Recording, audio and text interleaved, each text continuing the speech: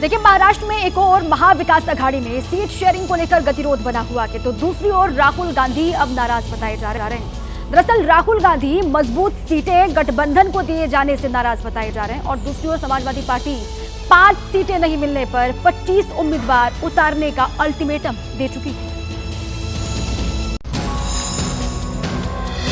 महाराष्ट्र को लेकर कांग्रेस केंद्रीय चुनाव समिति की बैठक हुई। सूत्रों के हवाले से खबर ये है कि बैठक में राहुल गांधी ने नाराजगी जताई। खास तौर पर बाला साहिब थोराट को निशाने पर लेते हुए राहुल ने सीट बंटवारे में कांग्रेस की मजबूत सीटें गठबंधन दलों को दिए जाने पर सवाल खड़े किए। कांग्रेस ने दूसरी लिस्ट में 26 उम्मीदवारों के नाम फाइनल कर दिए हैं। पार्टी अब तक 74 उम्मीदवार तय कर चुकी है। मैंने 5 सीटें अनाउंस किया है।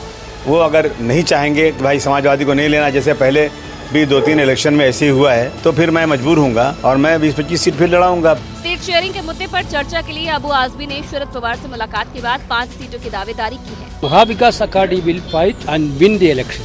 सूत्रों के मुताबिक एमडीए में कांग्रेस 103, शिवसेना 94, एनसीपी 84, लेफ्ट 3, समाजवादी पार्टी 2 और पीडब्ल्यूपी को 2 सीट देने की चर्चा है। इस फॉर्मूले में उद्धव और शरद गुट की 1-2 सीट ज्यादा हो सकती है। ऐसे में कांग्रेस की सीटें घट सकती है, लेकिन इस फॉर्मूले से समाजवादी पार्टी खुश नहीं है। महाराष्ट्र के बाद अब बात झारखंड की। देखिए, झारखंड में भी इंडिया ब्लॉक के भीतर विरोध देखने को मिल रहा है। आरजेडी इतनी नाराज है कि उसने कम सीटें मिलने पर कांग्रेस उम्मीदवार के सामने अपना उम्मीदवार उतारना शुरू कर दिया है।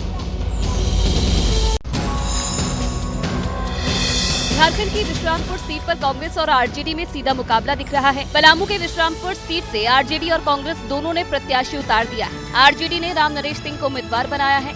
राम नरेश सिंह ने नामांकन भी कर दिया है, जबकि कांग्रेस ने इस सीट से सुधीर कुमार चंद्रवंशी को उम्मीदवार बनाया है।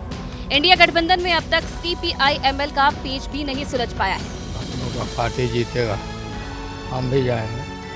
इंडिया गठबंधन में बचे घमासान पर बीजेपी को तंज कसने का मौका मिल गया है। हमारा गठबंधन का और देखे, हमारा कोई फ्रेंडली कॉन्टेस्ट नहीं है। एक सीट में एक ही उम्मीदवार है, लेकिन आप लोग अगर इंडी गठबंधन का और देखे तो कोई सीट में ही वो लोगों का 2-2 उम्मीदवार भी खड़ा हुआ है। लोगों की नाराजगी वर्तमान सरकार से है।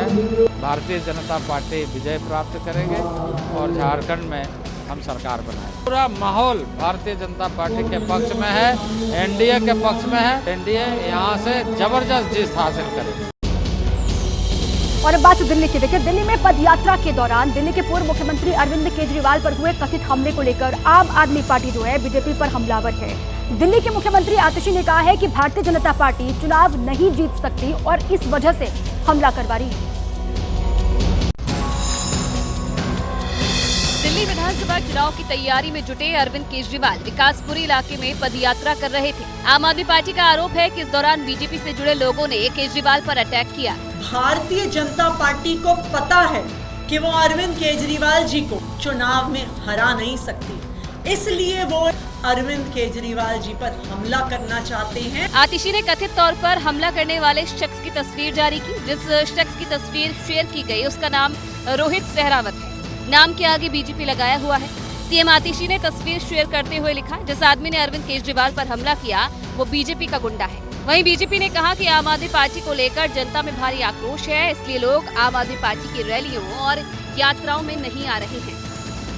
आम आदमी पार्टी अरविंद केजरीवाल जी पर हमला बता रही, उसमें साफ रूप से जाहिर होता है कि आम आदमी पार्टी अपने नेता को एक प्रकार से लोगों के बीच में जनता को इमोशनल ब्लैकमेल करने की कोशिश कर रही है। दिल्ली पुलिस की स्पेशल सेल ने लॉरेंस गैंग के एक बड़े सिंडिकेट का खुलासा किया।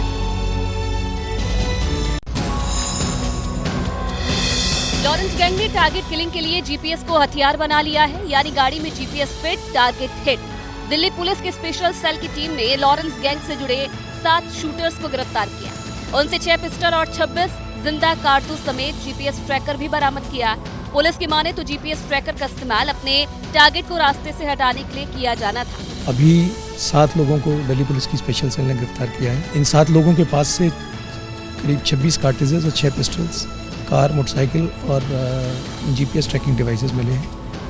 लॉरेंस बिश्नोई गैंग के शूटर गंगानगर में सुनील पहलवान नाम के शख्स की हत्या को अंजाम देने वाले थे, लेकिन उससे पहले ही दिल्ली पुलिस के हत्थे चढ़ गए। पुलिस के मुताबिक गिरफ्तार सभी 7 आरोपी पहले भी मर्डर और फिरौती की कई वारदातों को अंजाम दे चुके हैं। ये सभी आरजू बिश्नोई के लिए काम करते थे, जो लॉरेंस गैंग से जुड़ा हुआ है और इन सभी को ऑपरेट लॉरेंस का भाई अनमोल करता था। इन सभी की गिरफ्तारी हरियाणा, राजस्थान, पंजाब और दिल्ली से हुई है।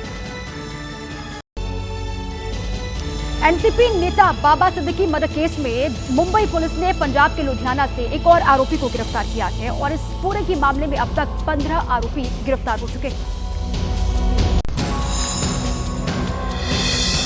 बाबा सिद्दीकी हत्याकांड में पंजाब की जीशान का नाम सामने आया, जिसे लेकर मुंबई पुलिस ने जालंधर में दबिश दी थी। तब से पुलिस लगातार सक्रिय रही और उसे बड़ी कामयाबी मिली जब सुरजीत कुमार उर्फ बब्बू को गिरफ्तार किया।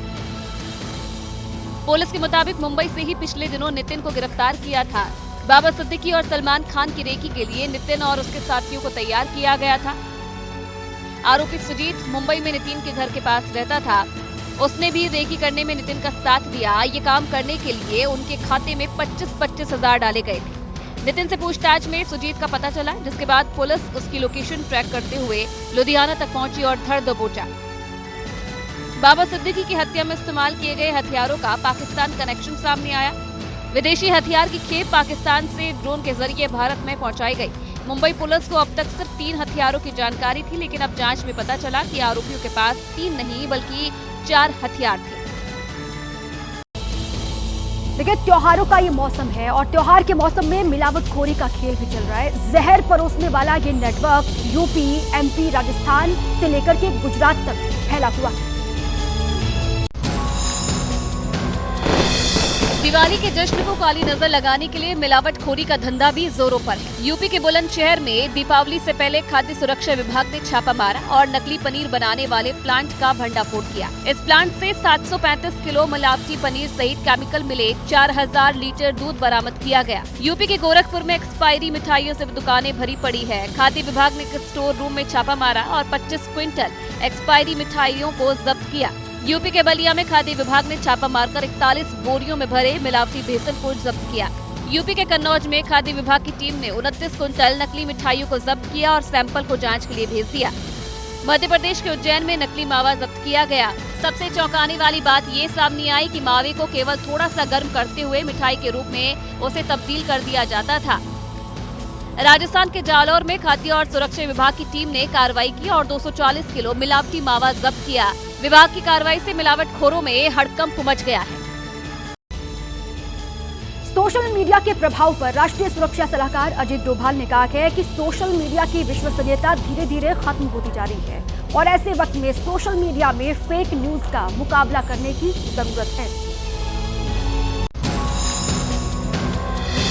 दिल्ली में एक पुस्तक के विमोचन के लिए पहुंचे राष्ट्रीय सुरक्षा सलाहकार अजीत डोभाल ने युद्ध और सैन्य उद्देश्य से जुड़े कई मुद्दों पर बात की और कहा कि राष्ट्रीय इच्छा शक्ति का निर्माण और उसे मजबूत करना एक प्रमुख काम है। We achieve it by breaking the will of the nation. When you defeat them on the battleground, the nation is prepared to have peace with you or yours. Ajit Doval ने सोशल मीडिया के प्रभाव पर बहुत बड़ी बात कही कि सोशल मीडिया की विश्वसनीयता कम होती जा रही है। सोशल मीडिया की क्रेडिबिलिटी अब काफी धीरे धीरे करके इरोड हो। आज से 3 साल पहले जो सोशल मीडिया में आता था और जितना उसका प्रभाव होता था समाज में, आज उसका प्रभाव थोड़ा कम है। सोशल मीडिया के अंदर कुछ इस तरह की स्टोरीज को देखें जिसके अंदर टोटल ब्लैटेंट लाइज जो है उनको आप उजागर कर सके। अजीत डोभाल ने स्वामी विवेकानंद का जिक्र करते हुए कहा कि सालों पहले राष्ट्रीय वसीयत का निर्माण और उसे मजबूत करने के लिए स्वामी विवेकानंद खड़े हुए थे।